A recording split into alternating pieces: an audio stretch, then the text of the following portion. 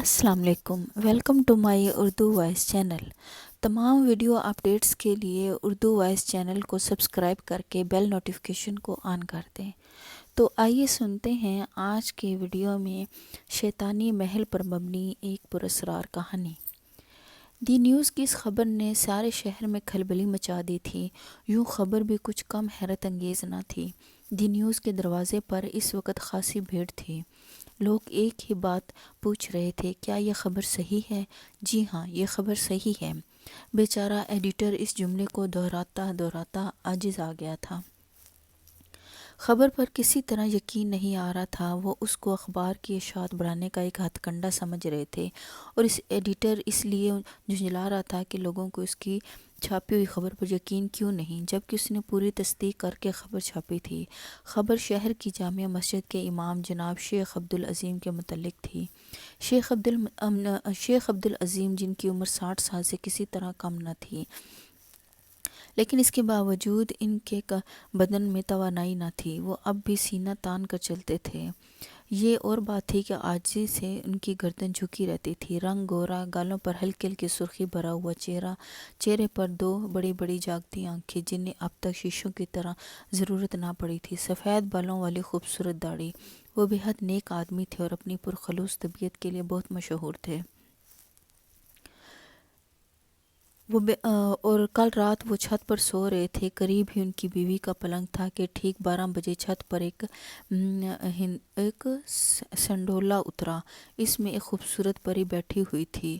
اس پری نے اپنے ساتھ لائے ہوئے غلاموں کو اشارہ کیا۔ اشارہ پاتے ہی غلاموں نے شیخ صاحب کو وہاں پلنگ کے اٹھا لیا اور اس پلنگ کو ہنڈولے میں رکھ دیا۔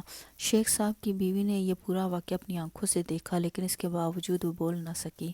وہ اسے جاگتی آنکھوں کا خواب سمجھتی رہی۔ جب ہنڈولا آنکھوں سے اوجھل ہو گیا اور شیخ صاحب کا پلنگ بھی برابر میں نظر نہ آیا تو اس نے اپنے رخسار پر بڑے زور سے تمانچہ مارا۔ تمانچے کی آواز ہوئی اور ساتھ ہی انہوں نے تکلیف محسوس کی۔ پھر اٹھ کر وہ کھڑی ہوگی اور چلانے لگی، لیکن اب چلانے سے کیا ہونا تھا؟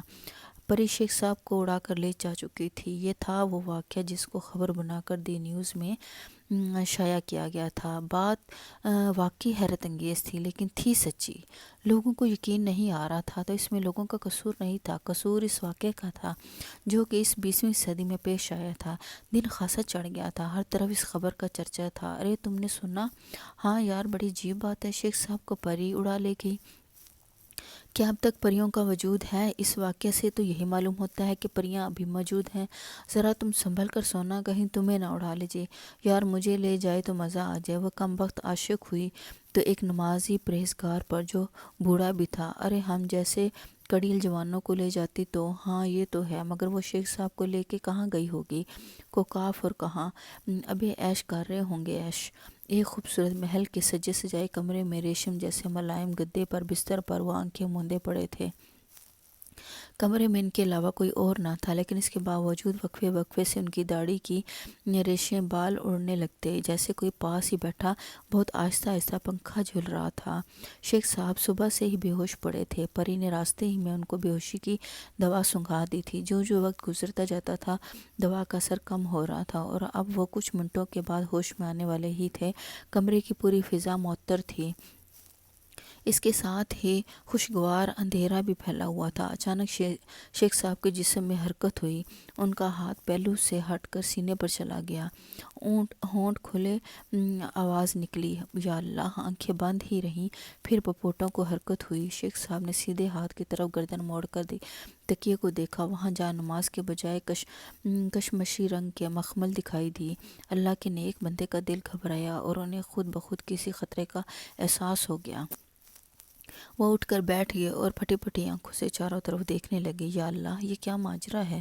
دل نے سوال کیا۔ تب ہی کمرے میں ایک باریک سی مترنم ہنسی گونجی۔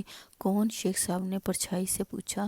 جواب میں وہی باریک مترنم ہنسی۔ شیخ صاحب نے دل ہی دل میں کئی آیتیں پڑھ کر اپنے اوپر دم کر لیں۔ تب انہوں نے اطمینان قلب محسوس کیا۔ چہرے پر بھی کسی قدر سکون کے آثار نظر آنے لگے۔ تو کون ہے؟ بول۔ پھر وہی باریک مترنم ہنسی۔ تو کون ہے؟ بتا۔ اور اپنے آپ کو ظاہر کر، مجھے تو کوئی خبیث روح معلوم ہوتی ہے۔ بتا یہ کون سا مقام ہے، تو مجھے کہاں لے آئی ہو، اور تیری غرض کیا ہے؟ کمرے میں کچھ پرچھائیاں سی لہرائی اور پھر ایک رس بھری آواز سنائی دی، شیخ صاحب آپ کو پریشان ہونے کی ضرورت نہیں، پریشان وہ ہوتے ہیں جنہیں خدا پر بھروسہ نہیں ہوتا۔ شیخ صاحب نے بات کاٹی، خیر میں جو کوئی بھی ہوں اپنے آپ کو مناسب وقت پر ظاہر کروں گی۔ فی الحال آپ اطمینان سے لیٹیں، جس چیز کی خواہش ہو حکم کرے، حکم کی فوراً تعمیل کی جائے گی۔ تم مجھ سے کیا چاہتی ہو؟ فی الحال کچھ نہیں، ابھی آپ نہا دھو لیجئے، ناشتہ کر کے آرام فرمائیے، پھر اطمینان سے باتیں ہوں گی۔ پھر نہ جانے کیوں امام صاحب کو اطمینان سا ہو گیا، انہیں محسوس ہوا جیسے اب کوئی خطرہ نہیں ہے۔ یہ آواز آئی اور وہ آواز کے ساتھ ہی اٹھ گئے۔ جب وہ نہا دھو کر واپس آئے تو انہوں نے مسیری پر ایک بہترین جوڑا رکھا دیکھا۔ انہوں نے اس طرف کوئی دھیان نہیں دیا اور کونیاں تکیے سے ٹیک لگا کر لیٹ گئے۔ کپڑے بدل لیجئے، وہی آواز آئی۔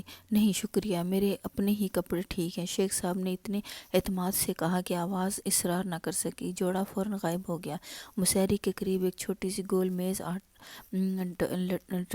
ٹکی، اس پر ناشتہ چنا ہوا تھا۔ شیخ صاحب نے ناشتے کو غور سے دیکھا، گر وہاں انہیں اپنے مطلب کی کوئی چیز نظر نہ آئی۔ ہچکچاہٹ کیوں؟ اپنے اس ناشتے کو ہٹاؤ، مجھے صرف دال روٹی چاہیے۔ ناشتہ ہٹ گیا اور اس کی جگہ دال روٹی آ گئی۔ ناشتے کے بعد شیخ صاحب کو حقے کی طلب ہوئی۔ ابھی وہ یہ سوچ ہی رہے تھے کہ چونک پڑے، سامنے تازہ بھرا ہوا حقہ رکھا ہوتا۔ حقہ گڑگڑانے کے بعد ان پر غنودگی سی طاری ہونے لگی اور وہ اپنا ہاتھ سر کے نیچے اور ایک ہاتھ گھٹنے پر رکھے سو گئے۔ دوپہر کو آنکھ کھلی، ظہر کا وقت ہو چکا تھا۔ وہ ہڑبڑا کر اٹھ بیٹھے، وضو کیا، نماز پڑھنے کے لیے کسی مناسب جگہ کی تلاش میں تھے کہ ایک کونے میں چوکی اور چوکی پر جائے نماز رکھی نظر آئی۔ نماز پڑھی۔ نماز پڑھنے کے بعد انہوں نے ایک عجیب طرح کا سکون محسوس کیا، ایسا سکون جو کم لوگوں کو نصیب ہوتا ہے۔ نماز پڑھ کر وہ کمرے میں ٹہلنے لگے، تب ہی کمرے کا دروازہ کھلا۔ اس دروازے میں سے انہیں پھلوں سے لدا ہوا ایک خوبصورت باغ نظر آیا۔ وہ اس باغ کی طرف لپکے، تھوڑی ہی دیر ٹہلے ہوں گے کہ ان پر غنودگی طاری ہونے لگی اور وہ وہیں گدگدے فرش پر لیٹ گئے۔ لیٹتے ہی سو گئے۔ مغرب کے وقت آنکھ کھلی، نماز پڑھنے کے بعد کھانا ملا، حقہ پیا اور پھر سوچنے لگے کہ آج مجھے اتنی نیند کیوں آ رہی ہے، اور یہ سوچتے ہی سوچتے ان کی آنکھوں پر خواب کے دبیز پردے پڑ گئے۔ عشاء کی نماز پڑھنے کے بعد وہ بیٹھے ہی تھے کہ کمرے میں تیز روشنی پھیل گئی۔ یہ روشنی کہاں سے آ رہی تھی اور کیسی تھی انہیں کچھ معلوم نہ تھا۔ پھر آہستہ آہستہ روشنی کم ہونے لگی۔ روشنی کے کم ہونے کے ساتھ ساتھ شیخ صاحب کی آنکھیں کھلنے لگیں۔ اس وقت کمرے میں بڑی مدھم روشنی تھی، جیسے 6-7 شمعیں جل رہی ہوں۔ پھر کمرے کا ایک دروازہ کھلا اور اس میں رنگین لباس لہرایا۔ شیخ صاحب کی آنکھیں ذرا اور کھل گئی۔ کمرے میں داخل ہونے والی ایک نوجوان رسیلی لڑکی تھی جس کے باریک لباس اس کا جسم پھٹا پڑا تھا۔ شیخ صاحب نے اسے دیکھتے ہی لاحول کا ایک زوردار نعرہ لگایا۔ وہ بڑے کافرانہ انداز میں مسکرائی اور رقص کے انداز میں ہاتھ اٹھا کر ہوش ربا انگڑائی لی۔ شیخ صاحب تاب نہ لا سکے، انہوں نے منہ پھیر لیا اور جلدی جلدی آیتیں پڑھنے لگے۔ آپ نے تو فوراً منہ پھیر لیا، آپ نے تو مجھے دیکھنے کی خواہش ظاہر کی تھی، لیجیے اب میں نے خود کو ظاہر کر دیا ہے، مجھے جی بھر کر دیکھیے، میرا نام گل بانو ہے، میں ایک پری ہوں اور آپ کی کنیز۔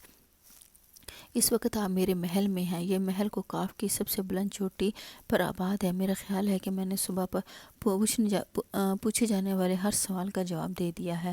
تم ایک غیر مرد کے سامنے اتنے باریک لباس میں کھڑی ہو، تمہیں شرم نہیں آتی؟ جواب میں مترنم ہنسی گونجی، اور اوپر سے ہنستی ہے، بے حیا کہیں کی۔ شیخ صاحب ناراض نہ ہوں، میری طرف دیکھیے، میں نے لباس بدل لیا ہے۔ شیخ صاحب نے گردن موڑ کر اسے دیکھا تو فوراً ہی استغفار پڑھتے اپنا منہ